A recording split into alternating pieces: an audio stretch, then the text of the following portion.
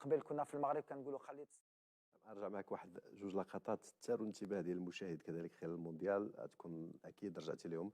اللقطه اللي المرابط باقي في مستودع الملابس، كدور كتشوف اللاعب باقي ناقص، دار واحد الحوار بينكم وبين رشيد بن محمود. واللقطه الاخرى هي البطاقه الحمراء ديال شديره ضد المنتخب البرتغالي في اخر انفاس المباراه. المنتخب البرتغالي ضاغط بقوه، بطاقه حمراء، بنتي انك تقلقتي بواحد الشكل كبير.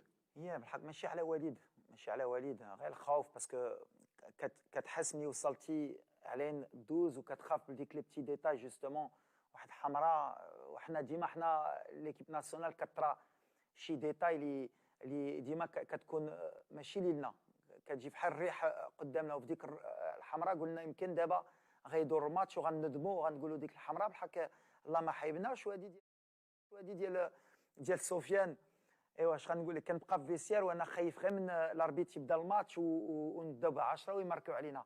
سبحان الله رشيد صراحه بحال خويا، يمكن في هذا التوقيت ما درتش اللي كان خصني ندير في هذا لو مومون بحال باش تشوف رشيد واحد الولد اللي لو كور ديالو كبير، دار الخدمه ديالو قبله وفي الاخر كيبقى خويا. ومن بعد هضرنا وضحكنا عليها. علاش حنا ما بناش هاد لي زيماج، حنا كنا غير خايفين يبداو الماتش بلا بينا. وبغيت نقول شكرا لرشيد اللي ما قبلاش خايبه مني.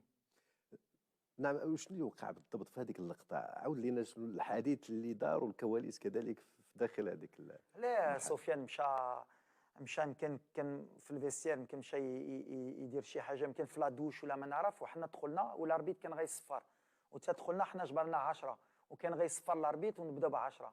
ومني درت ما قالوا لي حسبتيهم ديك الساعه، حسبناها وقلنا شكون مازال، قالوا لي سفيان.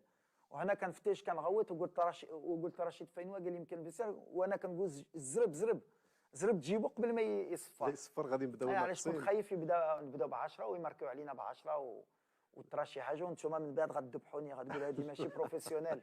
كيفاش ركراكي خلى الفرقه تبدا ب 10 خايف. قلت ما غاديش ندخل المغرب مور هذا الشيء. الحمد لله الحمد لله على كل حال.